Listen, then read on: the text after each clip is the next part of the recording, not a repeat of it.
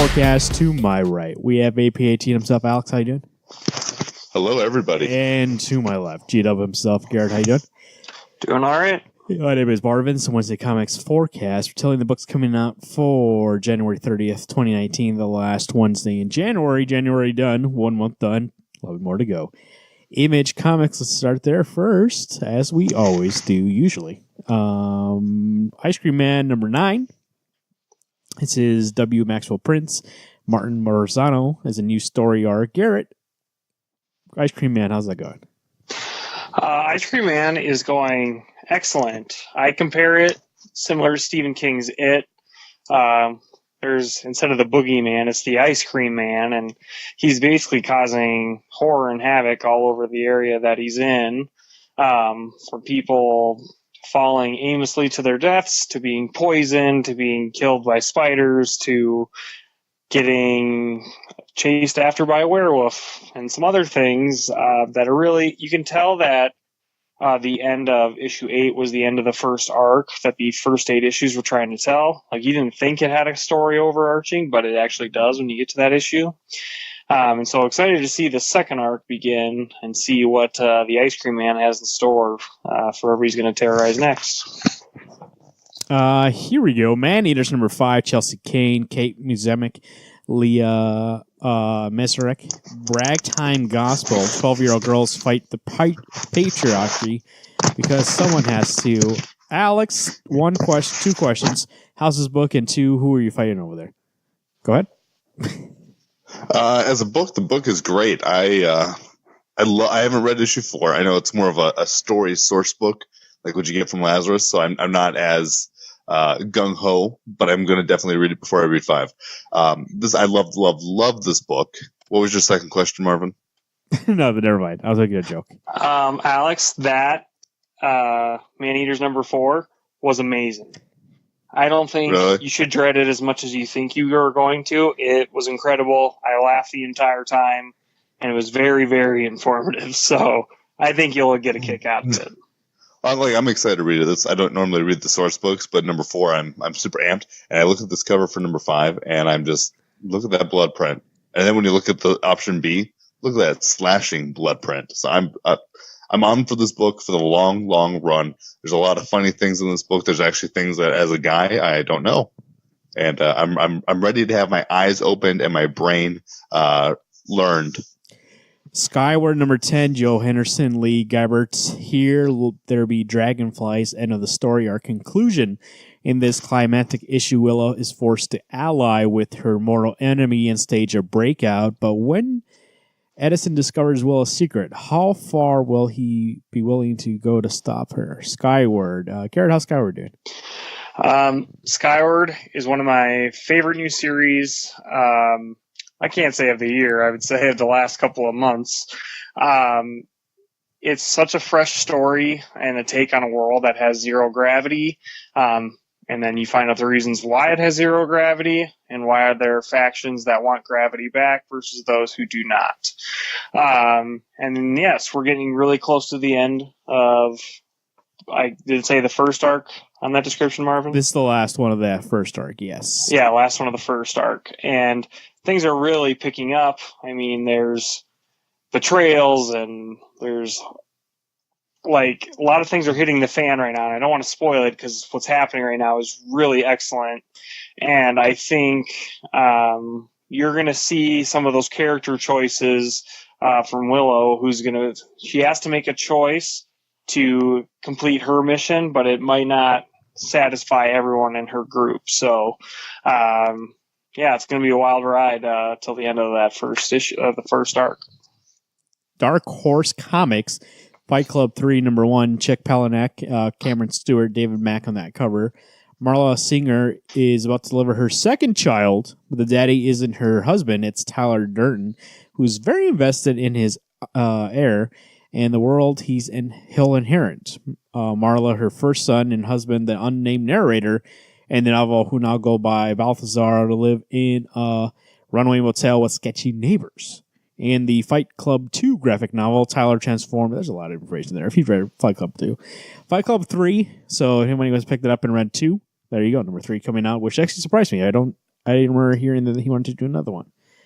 Quantum Age from the World of Black Hammer #6, Jeff Lemire, Will Ferrell, Torres. Alex, we're in the Quantum Age. How is it? This is one of those books that it's. I love the World of Black Hammer, and as I think issue 3 was the last one I've actually read. I think I'm missing an issue, so I can't possibly be caught up. But this book is interesting. It's in the future of what we've already read. So there's things that are kind of being, I don't know if it's even led to. This is probably the most confusing one I've read, and I think a part of it is that I'm not far enough into it to be like, yes, this is great. But it is fun. All right. I mean, what I'll add to it is like, I thought at first it was only going to be 4 issues, like most of the minis have been. And I think, like the last issue, I think was really eye-opening because there's a huge character reveal in that issue. There is some conflict from 2 characters we know and love from the main Black Hammer books. That made it super interesting. But I feel like, we're on a lull from Black Hammer coming out. Wasn't there another Black Hammer? Yeah, the old school Black Hammer's coming out soon. I don't know. I just feel like Black Hammer is taking its time right now, and that's okay if they're fleshing out story, but right now it just seems like we're waiting for waiting's sake. Word number 1, Kurt Pires and Antonio Fosso. There are problems, cases too strange for U.S. law enforcement to solve. Peter Word is one who solves them for a fee, of course. An unaging, invincible detective with the penchant for strange. Word is one of the government calls when things go very badly and very strange. In this issue, Crimeria, a failed attempt at recreating a certain U.S. super soldier, a monster roaming the countryside, a trail of bodies. So there's a new number 1 from Dark Horse, which sounds very interesting. I'm not aware of that creative team, but that concept alone might have me check it out. Well, Action Comics 1007. This is Brian Michael Bendis and Steve Epting. The Cobra cult conspiracy ensnares Daily Planet photographer Jimmy Olsen, drawing the attention of the Man of Steel, but be careful. Superman, there's more lurking in the shadows of Metropolis than just a snake cult. Garrett, before I ask you how this book is going, Brian Michael Bendis and Steve Epting may be a team that gets me to start reading this book. How has it been? Love Action Comics so much. And did you read that description? Whose name was in that? Jimmy Olsen. He's not dead. I promise you. He's alive. And what's really fun is he's getting more and more, should I say, screen time or panel time in these comics. But besides Jimmy Olsen, a fan favorite coming back and into your hearts, the book itself is incredible. It's everything I want out of a Superman book. It's got the Daily Planet, it's got Lois, and it's got Clark. There's not a lot of John in there, Jonathan Kent. It's really focused on the city of Metropolis and Superman handling threats that happen there. And it sounds kind of boring, but I think this is the time. We've been without a Superman guarding Metropolis for so long that it's just fun and refreshing having Superman do what he does best in the city that he has chosen to protect. I feel like Bendis actually gets these characters very well. The chemistry between Lois and Clark, how he shows Clark, he has kind of that Christopher Reeve-esque Clark Kent where he can be bumbling, but he's also like the animated series where he's very confident as Clark Kent. But then the Superman, one of the best Supermans I've read in years. And so I really enjoy it. I think everyone should give Action Comics by Bendis a chance. Don't read Superman. It'll put a bad taste in your mouth, but please read Action Comics if you love Superman. Detective Comics 997, Peter J. Tomasi, Jaime Mendoza, Doug Mankey. There's no man on earth more convinced that he knows what makes Batman tick than Dr. Hugo Strange. What makes him a natural target for things that's hunting Batman, unless Batman gets there first. We're on the countdown to 1,000. 3 issues left. Garrett, Detective Comics, how's the road to 1,000?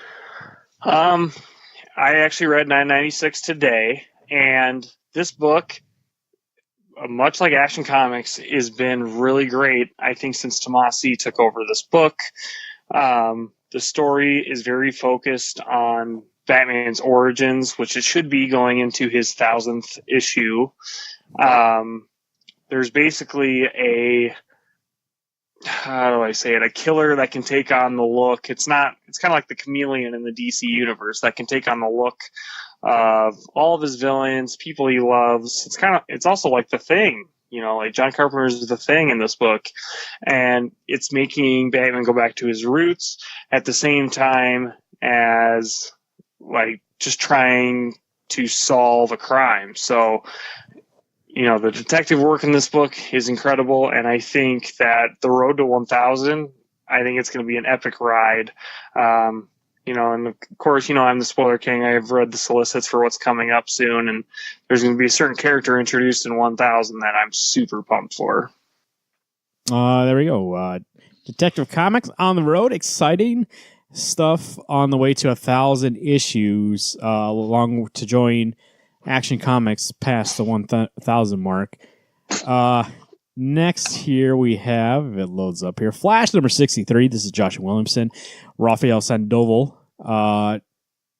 Garrett, there's 2 against 1 when Gemini tag teams the Flash. How's the Flash going? That cover is pretty great. I like that cover. For me, actually, the Flash has kind of been dying down, and I'm kind of disappointed in how much time we're spending on these different forces. We're not getting a lot of character development. It's kind of like any TV show where there is like a whodunit or like a monster of the week. And that's kind of what this is. It's like, who's got the new force this week?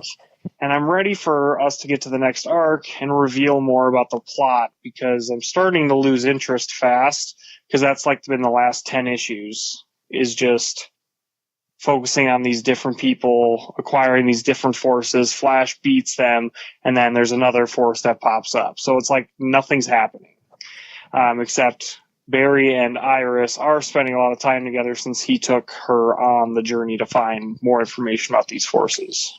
And I don't think I've ever seen this from DC. Flash Annual number 2, Joshua Williamson, Scott Collins, the same week that the actual Flash issue was hitting. Yeah, that's kind of bullshit. I don't think they should do that, but I wonder if maybe this got delayed or something, and that's why it's coming out this week, or they just didn't know where to put it, so they're pushing it out. It's a Hero in Crisis tie-in, which I believe the Flash is part of it happened 2 issues ago, so maybe it's late or last issue, whatever. But that's coming out this week too. There's actually a bunch of annuals this week, which also DC doesn't normally do on a normal week. They usually wait till a 5th week, but maybe they couldn't wait. I don't know. But this one does look exciting. Impulse is in it from Young Justice. Godspeed is back. And it ties into Heroes in Crisis, where Barry's clearly dealing with the loss of Wally West. So that'll be nice to tie in with the next book we're going to talk about. So I think it's fine that it's coming out. It's just like, seriously, I'm spending $9 on the Flash this week, but whatever. Heroes in Crisis number 5 of 9. Tom King, Clayman. The secrets of the DC Universe are hacked. Sanctuary wasn't supposed to keep records, but now that the AI is compromised, superhero secrets are leaking all over the net. Booster and Harley set aside their differences to focus on who they believe is the real killer, assuming one of them isn't lying, that is. Meanwhile, Batman and the Flash continue to investigate the mysterious murder. The answer can be found in Sanctuary, but is it safe to go digging in the crime scene? So that is out this week.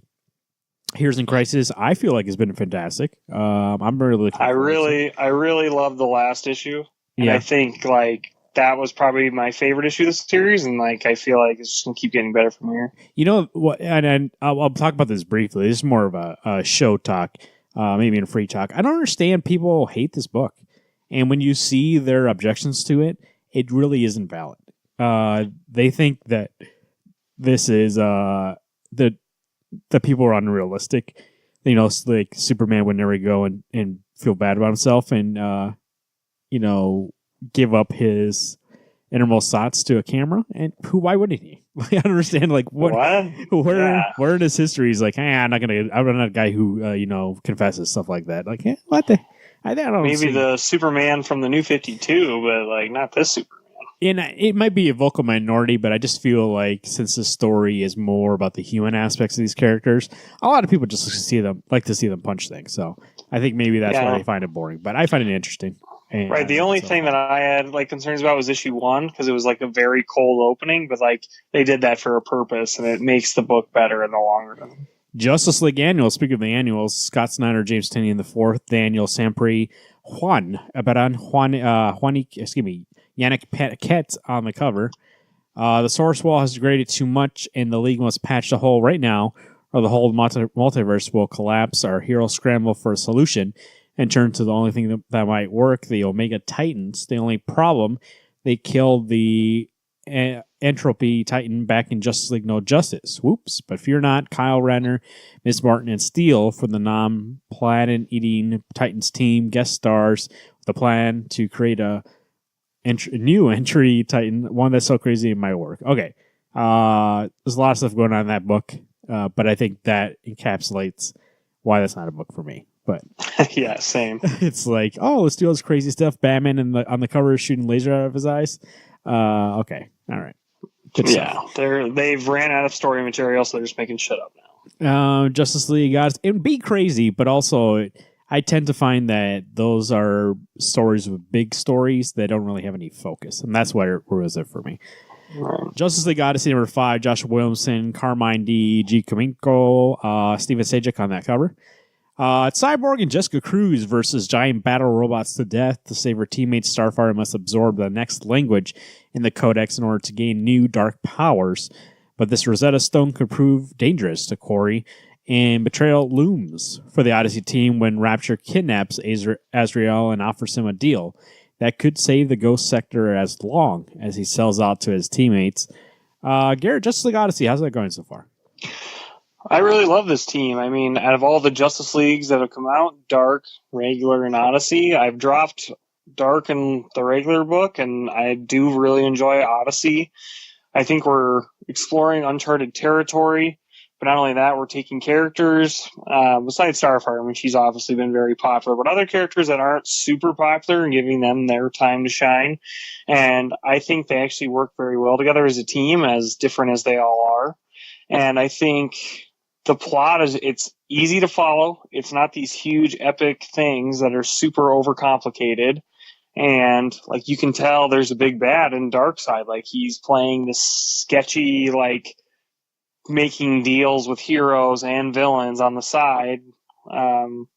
He's got this like intelligent plot happening instead of his normal like, I'm going to send my little minions to your planet and take it over. Like, okay, like Darkseid is more cunning than that. So I think this is fresh. The art has always been good. I mean, Sajak, when he's on it, amazing. But Carmine DG, however you say his last name, from The Flash, also very amazing art. So I think this will be a great issue. There we go. Mysteries of Love and Space, number 1, James Tynion the fourth, Saladin Ahmed, Cecilia Casilio, Kyle Higgins, Jeff Loveless, and others. Art from Max Dunbar, Kyle Hotz, Elena Casagrande, and Tom Grummett, and more. Covered by Joel Jones. That's their Valentine's Day DC 80-page giant. So if you're looking for their holiday one, as they always do, DC likes to do it. There you go. Pick that up. The Terrifics, number 12, Jeff Lemire, Victor Bondarovich. The Terrifics, this band, what they're going to need to get back together if they're going to say Mr. Terrific from Doc Dread's new team, the Dreadfuls. Plus, Rick Mason takes a huge plunge. Phantom Girl bolts, I don't know how to say that name, and Plastic Man stretches out for the family drama with his son Luke, who's struggling with his own super elastic powers, while our heroes reunite in time to save Mr. Terrific from an evil form of themselves. So here we go with the Dark Terrifics versus the Good Terrifics. So Jeff Lemire. Isn't this Jeff Lemire's last issue? I know he was ending soon, so it's very possible. You think they would put that in the solicit, but maybe they don't want to make that very public. But I know he's leaving very soon, so enjoy it while you can. Wonder Woman, I don't know who's taking over afterwards. I don't think they announced that. So yeah, I don't remember. Wonder Woman number 63, G. Willow Wilson, Emmanuel Lapacino, Ray McCarthy. This is G. Willow Wilson on Wonder Woman. Garrett, how's that been doing so far? A few issues in. Yeah, I love it. I just read issue 62 today as well. And wow, like the storytelling is some of the best since Shea Fontana and Greg Rucka. Like, I mean, this, you can tell that G. Will Wilson gets this character, gets the supporting cast.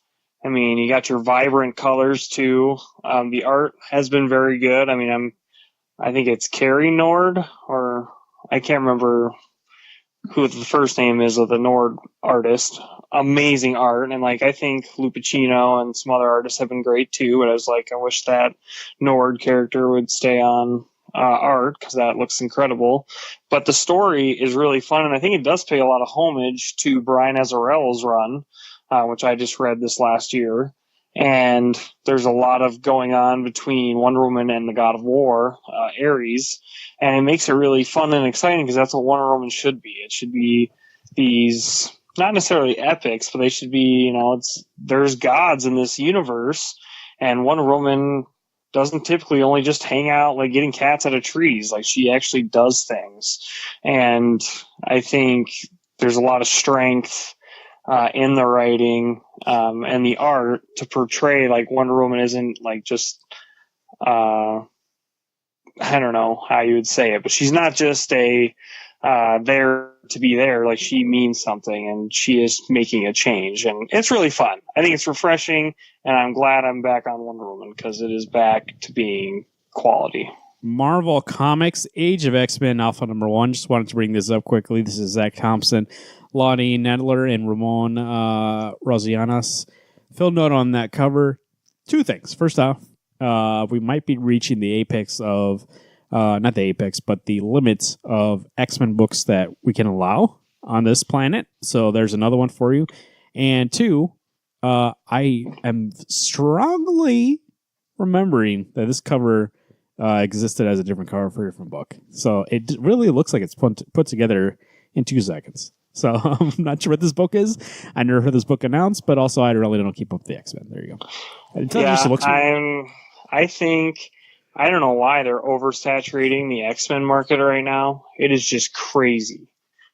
I mean, I don't know if it's because Deadpool's doing so good and there's some X-Men in that, but I'm like, which is crazy because it was one of the books that they tried to pare down in recent years, and ever since God, what's his name, took over as editor-in-chief, the X-Men books have exploded. It's like the first the first thing of business was he went in and was like 30 X-Men books right now. They're like, oh, shit. Major Spider-Man. Go ahead. Sorry, one last thing about that is like, I'd be excited too. Like, there's a lot of those X-Men books I wanted to try, but you're putting $7 price tags on there to try issue 1. And I'm like, yeah, right. Amazing Spider-Man #14, Nick Spencer, Chris Pacciallo, Ryan Otley on that cover there. We got a little Rhino running through some glass. Garrett, how's the Spider-Man going? This is like probably my favorite arc so far because it's Peter Parker interacting with J. Jonah Jameson, who now knows Peter's secret after 800 plus issues. And it's fun because they do have a lot of chemistry together, as it's kind of like they're doing buddy cop in this book, and it makes it just fun because J. Jonah Jameson is such, like, he's just funny because of how angry he gets about things. Yeah, and Peter's dealing with him like the guy that's like tormented him his entire life, and he has to be the one to be like, hey, Jonah, like, don't be an idiot, like. But they know each other, so it just makes it really funny. And the plot in this arc, I thought at the end of the last issue that arc was over, but I guess there's a little bit more left to do. So Ryan Otley on art, incredible. And I think Nick Spencer is writing the best I've seen Spider-Man in obviously 10 years. All right, there you go. That's something I probably should check out because I like Nick Spencer, and I like Nick Spencer, focused Nick Spencer. I don't like Nick Spencer's Secret Empire, where he was writing so much that I think he lost a little bit of it. But good Nick Spencer is good good comics. Captain America #7. Here we go. Ta-Nehisi Coates, Adam Kubert, Alex Ross. Fugitive begins here. Superstar artist Adam Kubert joins Ta-Nehisi Coates for the next dramatic development in the life of Marvel's Soldier Supreme. which, by the way, I don't think I've ever heard him referred to, Soldier Supreme. It should say Super Soldier. Captain America wanted for murder, and the victim is a familiar face in the Marvel Universe. How? Why? You'll have to read to find out. Adam Kubert is fantastic. Ta-Nehisi Coates has been fantastic on this book. There's no doubt in my mind, and that cover is great by Alex Ross. Oh, God. This issue is already... I'm really looking forward to it, I'll say. Well, Kubert, very good at doing, like, soldiers and armies and, like, kind of doing that kind of war look to a book, with his dad and brother. Like, the art's going to be incredible. Obviously, the story's going to be amazing. And do we all know that Black Widow's under that tarp? No, I'm just kidding. West Coast Avengers, number 7, Kelly Thompson, Danielle Di Nuccio. No one war, no way. Oh, geez, look at Marvel Boy's back. Not that a movie's coming out soon. Marvel Boy is back, and the timing couldn't be worse for Kate Bishop. Her relationship with Fuse is looking really shaky, and the last thing she wants is her very hot ex hanging around. Not to mention Kate's former Young Avenger teammate has been brought a mountain of trouble to the West Coast. Can Kate clean up after Norrin Red while keeping Novar? Why do I keep saying Norrin Red? That's yeah, that was weird. It was like a little different. While keeping him far away from her love life. Read on True Believers. A couple of things. First off, that cover an homage to Star Wars, I believe. At least their poses. Yeah. And two, I was going to say Young Avengers, which is a great series with Kate and Novar. It is on Hoopla, so you want to check that out. It is a great series, so this is exciting me that we're going to kind of dip back into there. Garrett, West Coast Avengers, how's it going? I think it's really strong. This team, at first, you didn't think would work together, but it is kind of turning into the Young Avengers team again. Which is really refreshing, especially with Kelly Thompson writing. Like, she gets Kate Bishop and Clint Barton so well to have them kind of being the leaders of this team. And then all the side characters, it just makes this perfect whole where you're like, you didn't think all these characters would work together, but they're just actually being a great team. Marvel Boy being back is obviously causing some turmoil for Kate because she's dating this guy who probably has no clue who Marvel Boy is, and then Marvel Boy comes up and he's super flirty with Kate. Plus, I don't think they ever explained why they separated, did they? No, but it's in Young Avengers, so they used to date. So she is very interested, but yeah, so I'm sure we'll learn some history there. So, but yeah, it's a fun book. I think it's also so great because since on another coast, it really doesn't deal with any other comics coming out right now, and that makes it fun because all you have to read is this. You have to read anything else, and you get a great story each time. I wanted to bring this up. X-Force number 2. I don't know if I noticed number 1 ever come out, but Ed Brisson, Dylan Burnett. There's a X book that usually X-Force books that I'm saying. The reason why I'm bringing this up is that usually stays out of the whole X-Men thing. So maybe that one will. So if you're looking for an X-Men book, I would say maybe that's probably the best option that you have. What do we got on this team? We got Domino. Who else is this team? Cable, Deathlock, and some other people. Who knows? A young Cable too. James Bond. This is Dynamite. James Bond 007 number 3. Greg Pak, Mark Lamming. Odd Job continues by superstars Greg Pak and Mark Lamming. Garrett, this number 2 issue came out a long time ago. We've been waiting for this guy. Yeah. Probably the strongest James Bond comic I've read for all the James Bond comics I have been reading. I think it's the most screen accurate portrayal of James Bond, and having Oddjob in there too, it just makes it really fun because a character you saw for maybe 30 minutes in, Goldfinger? Yeah. Yeah, you see him not that long. He is one of the big villains of that movie, but it's crazy that there's all this extra backstory you can throw behind him, and it makes the book fun, and I think there's enough James Bond tropes in this book that it's really enjoyable as a James Bond fan to read. And Odd Job, if you look at that cover, is normal size compared to James Bond. Very stocky and muscular. So it's not the same Odd Job as in the movie. So there you go. James Bond number 3. Mighty Morphin Power Rangers. Did you still get this, Garrett? No, I did drop it. Well, adios. Mighty Morphin Power Rangers number 35 coming out this week, but we dropped it. Another book I just want to bring up. They do these one-shots every once in a while. WWE Forever number 1. Mike Kingston, Lan Pitts, Derek Fitolfs, Arun Singh, Brett Schoonover, and some artists here. Brett Schoonover, Kendall Good, Derek Fitolfs, Carlos Mango, and Michael Manpola. So this is the WWE Legends. You got here. We got here. What do we got here? We got Ryder Piper, some Andre the Giant. We got Ric Flair right on the cover there. We got the Junkyard Dog. So if you want to read this, there you go. This book actually, in terms of people who actually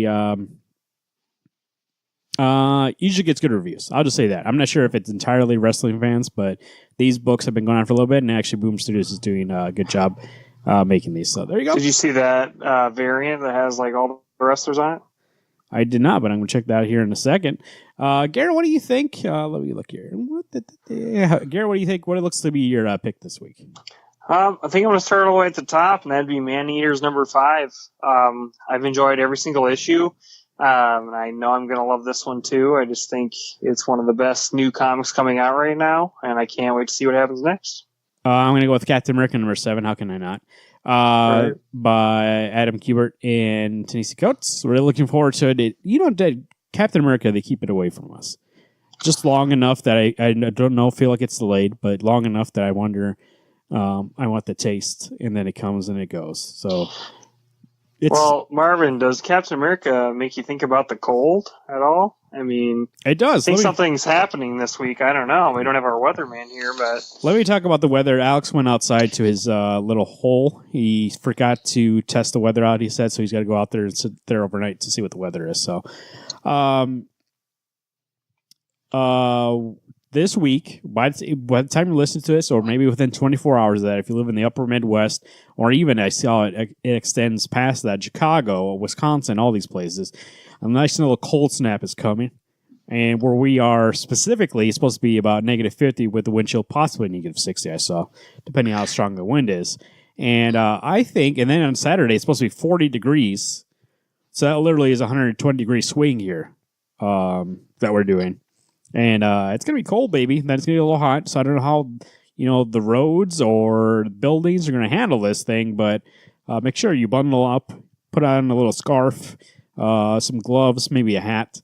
And you head out there. If you have to go out there, you make sure to stay out of the wind. 10 minutes in that wind, you get frostbite. I believe already they're calling off school for tomorrow and Wednesday. In our region. So not only for snow sometimes, they don't only have snow days. Sometimes we have cold days. That's how cold it is where we are. But you know what the great thing about our hobby here is that it's done indoors next to the fire with a nice little drink. Alex and Garrett would have that to the side. I would have it right there with a comic. Because now I'd read it digital, so I don't really care. And my iPhone's waterproof. And Garrett, though, what I was talking about before, the hot weather coming up here, not hot, but 40 for negative 60. That's the hot weather. Negative 60 to 40 within a 3-day span. What does that do to them roads? I'm just going to throw it out there. If this might be the only week that I'll tell you, probably should just wait till Thursday to get your comics. Like, it's going to be cold. I might not take that advice that I'm giving to you, but any smart, sane person would not leave their house if they don't have to on Wednesday. It is going to be cold. Yes, you want to get those books you can be by the fire, but if your car breaks down on the side of the road because your engine's frozen, that's not going to be fun, and you're just going to get more cold. So I recommend not going till Thursday this week. And I feel like there will be if you do get on those roads, there's going to be a lot of cards on the side of them. So, and you might be one of them. So I say wait till Thursday. The thing is, though, if you got to go out, you got to do what any Midwesterner does in this kind of weather. You put your nice pants, put on some socks, maybe 2 pair, depending depending on how hot you want it to be. A shirt, a nice sweater, maybe long sleeve, maybe a hoodie, and then you put your coat on. Then you put your hat on and the hoodie on, and then a scarf, and then some gloves. You gotta bundle up so much that you can barely see. It's like you're wearing a helmet out there, and this is a Cold War. So, for Wednesday comics, I want to very much tell you: stay out of the cold and read them damn books. Gotta catch up. Gotta catch up. My name is Marvin. Stay out of the cold. Garrett? I'm Garrett. Keep it cool. As Alex would say, if he's not out in a ditch getting cold right now, he would say, keep getting those books. Yeah, something along those lines. I think that's it.